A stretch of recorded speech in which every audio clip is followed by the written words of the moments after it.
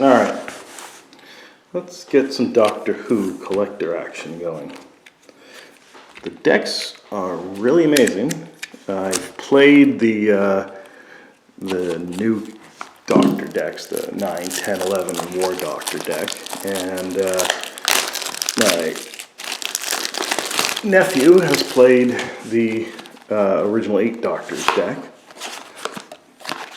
And they both have a unique playstyle. From what I gathered from the professor's thing, and I can see how this is true, with the inclusion of all these doctors and companions, because you use the companions also as part of your commander, so they go to the command zone as well. There's sort of like an infinite number of possibilities of, how the deck actually plays, because each of them have a different sort of focus and therefore can create a different play style.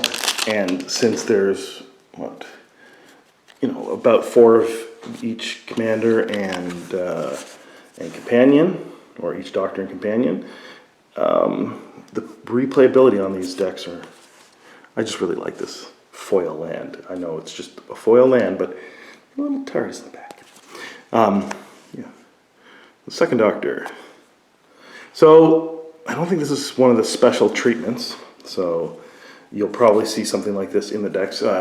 If you don't know, each of the 4 decks for Doctor Who, or all of them together, contain all of the cards in this set. The only thing that's in the collectors are alternate treatments and foils. So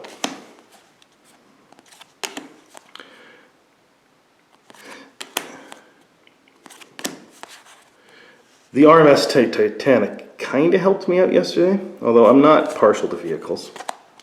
Command tower. I don't remember that person. I've watched a lot of Doctor Who, but I don't remember the older stuff because I was young when I watched that stuff. So now the lands, that's another thing that's pointed out by the professor, is that the land cycle, well, the lands that are used in the commander decks are very, for the most part, very good lands and help you. Oh, nice, Dalek Emperor. So this is probably a special treatment. No, maybe. It looks almost full art, but it's not quite. So, but Dalek Emperor, that's nice. Smoldering Mash. Dinosaurs on a spaceship. Now this did come in handy. Playing the 10th Doctor, who then allows you to speed up time counters and therefore speed up suspend and bring this out a lot quicker. And then also because you're doing that, it helps some other cards. It's just all very synergetic. Davros. So these are probably the special treatments, yeah. Because I got a War Doctor with this treatment, with the TARDIS framework. So the first Doctor and Davros, Dalek Creator. And I assume that Davros Dalek Creator is in the Masters of Evil version of the deck. Now, I'm guessing most of the people interested in this are also, Doctor Who fans. But, I mean, the reports are that it's been underprinted, and yeah, it was difficult to get any of this product, right? So, I'm guessing they were expecting that. The 11th hour did help me out quite a bit. Bringing out another Doctor, and I brought out the War Doctor. Oh, they didn't last very long. Anyway, as I was saying, the Cyber Controller. Out of Time, Auton Soldier, Shelter Thicket. So in the back here you have basically the special treatments, the Fugitive Doctor, the 5th Doctor. I don't know much about her, but I've seen some clips, and I kind of like the storyline that she brought in about the immortality of the Doctor. Yeah, so it was hard to get this product, and I'm guessing they anticipated, maybe there's not, there's only a certain number of Doctor Who fans, but see, a lot of people were convinced, and they were right, that Lord of the Rings was going to be a huge banger, and it went wild. I didn't think there were actually that many Doctor Who fans. I mean, I didn't think there were that many, Lord of the Rings fans. I actually thought there were more Doctor Who fans than Lord of the Rings fans, but I guess I may not be correct about that because having a TARDIS with a TARDIS frame is nice. And K9, and that's a bit foiled too. Nice. Anyway, I guess time will tell whether there's more Doctor Who fans, but it just seems because like Doctor Who now is more contemporary. It was on the air for like more than a decade, and people got really excited about it. I know I did. I watched pretty much every episode. I watched from the beginning in 2005 with the Ninth Doctor, and kind of fell off it a bit until 2008, and caught up on what the 10th Doctor was doing. And then, of course, the 11th Doctor was just, you could basically introduce anyone to the show by starting with the 11th Doctor. I really do like Rose Tyler and her ability. She comes in very handy. Anyway, I thought it was possible that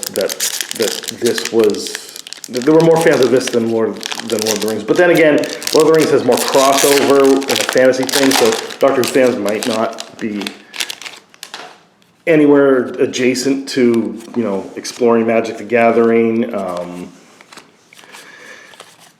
And, they just might not be interested in it. There might be, obviously, quite a few of them who know of Magic the Gathering, and then some of those who have played Magic the Gathering and want to continue. I do like the new master, from the 10th Doctor, Seventh Patrol. So I guess, I would say that a larger percentage of people who are into Lord of the Rings are probably also into Magic the Gathering or willing to try Magic the Gathering. I'd say maybe less of a percentage is true of Doctor Who fans. So, these numbers, I'd be interested to see if someone could somehow crunch all the data and see which one is actually more popular. The Weeping Angels. Definitely creepy, and they're definitely going to be in the Masters of Evil deck. But in any case, I prefer Doctor Who to Lord of the Rings. The movies are amazing. I'm not so keen on the Lord of the Rings books. I liked The Hobbit when I was younger, but the actual Lord of the Rings trilogy, not so much. But Doctor Who, I've always liked. Even, starting as a young child, being creeped out and hiding behind the couch. And then when in 2005 it was rebooted and being like, they actually did an okay job with this, starting with the Ninth Doctor. And then it just got better and better and better. Now, I didn't continue after the 11th Doctor and Peter Capaldi and Jodie Whittaker, but that's not to say that I wouldn't. They were just both of them were less interesting to me than the 10th and 11th Doctors. And I just got to catch up on them. I do see some of her storylines, like I mentioned with that Doctor from the past that reveals, the truth about the regenerations of the Doctor. So I will catch up at some point. Because it does seem to me, it's par for the course of Doctor. Here's an upside down card. Sundown Pass. But let me know what you think. Which do you prefer, Lord of the Rings, Doctor Who, and in media form? I'm talking about do you prefer the Lord of the Rings movies and books to Doctor Who TV show, or vice versa? And then set-wise, which did you prefer of the really? All of these universes beyond have done really, really well. It's starting with the Warhammer 40K.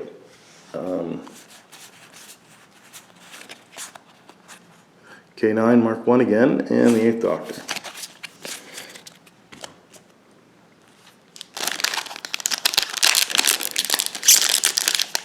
But yeah, so I guess give me a rating on all the universes beyond so far. Mainly the Warhammer 40K, the Lord of the Rings, and this Doctor Who. There were others, obviously, the Secret Layers, the Walking Dead, the Stranger Things, and then of course the Transformers thrown into Brothers War, and then also as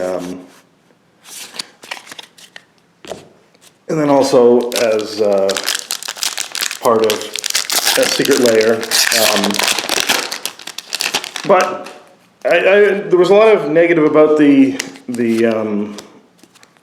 Universes Beyond from the get-go, and I wasn't too keen on it either, because like Three Kingdoms, which was my favorite, well, not my favorite set, but I love the Three Kingdoms story, and I like the Portal Three Kingdoms set, sort of, but it doesn't really work as a Three Kingdoms item, and I was worried about that with all these Universes Beyond, that they wouldn't fit in. And now I haven't really, looked at a lot of the Lord of the Rings cards, see how they fit, or the 40k cards, but after playing this deck, like, it feels like an episode of Doctor Who. I mean, as close as you can get with Magic cards.